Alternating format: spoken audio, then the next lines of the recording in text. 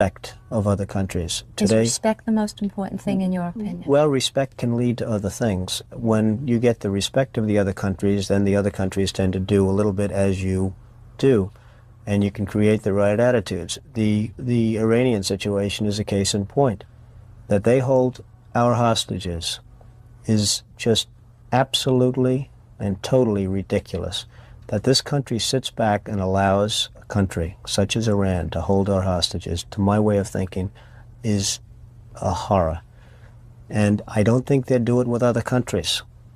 I honestly don't think they'd do it with other countries. Obviously, you're advocating that we should have gone in there with troops, etc., and brought our boys out. I absolutely feel that, yes. I don't think there's any question, and there's no question in my mind.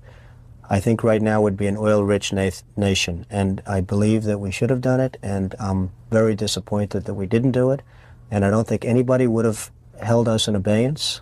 I don't think anybody would have been angry with us, and we had every right to do it at the time. I think we've lost the opportunity. Donald, would you have wanted to be one of those men to have gone to Iran, and taken those fellows out? No, I wouldn't have wanted to be, but I would have done it. Would you? Absolutely. If I were the age, if I were in the military. There were a lot of those fellas who went for that aborted coup, who were 34 years old and older. They were your age. That's right. If you were called upon, would you? I know it's easy to say, yes, of course I would go. But if the phone rang right now and someone from the Selective Service had said, Donald, we're taking every young man 34 years of age, we're sending him to war, would you go to war? No, I don't see a war. You see, the war this is not a Vietnam situation, fortunately. The war, in fact, with Iraq. There is a war waging yes. right now. Oh, yes, there is a war, and it's a war where nobody has any tanks, has any guns. It's a war where everyone's standing around. That would have been the easiest victory we would have ever won, in my opinion. When I look at television, I see men being shot up, legs being blown off. You're talking about two non-existent armies. I mean, Iran has an army composed of American equipment without parts and without anything else, and Iraq has a very weak army, and they're just really fighting each other. I mean, it's almost hand-to-hand combat. If you see now, they've run out. It's a sad situation, Rona, but it's a situation which ultimately is going to get much worse.